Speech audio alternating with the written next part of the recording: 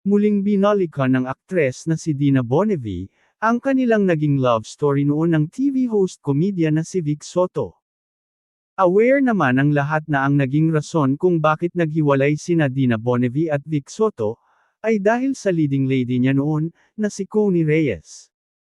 Sina Connie at Vic ay nagkaroon ng anak, si Mayor Vico Soto.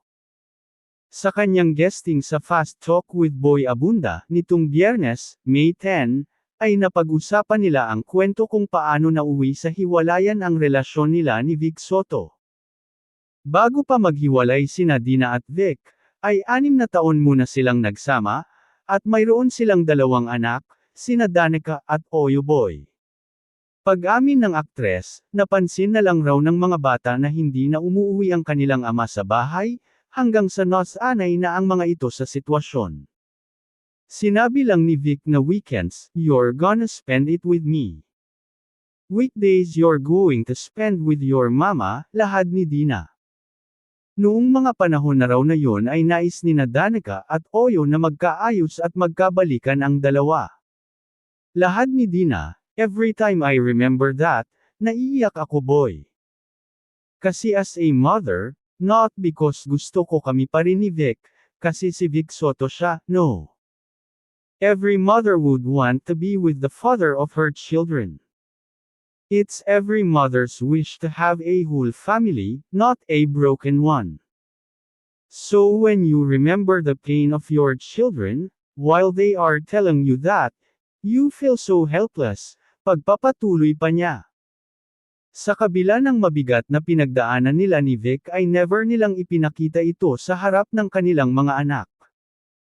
"We never fight in front of the kids, and I never badmouth their dad. Never.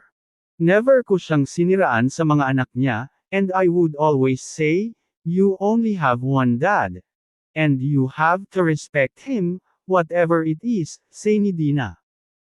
Kwento pa niya, matagal na panahon rin daw bago niya napatawad si Vic Soto, at dumating rin sa point na nasabihan siya ni Danica na masyado siyang bitter.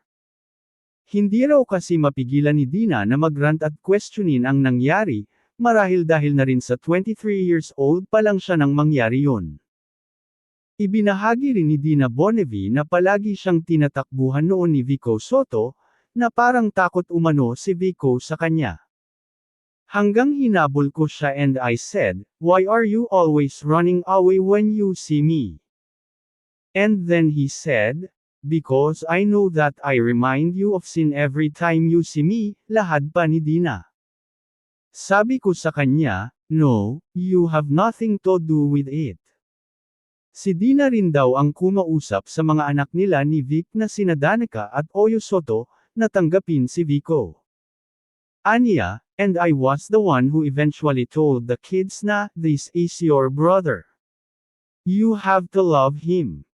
It's not his fault that he's in this world.'"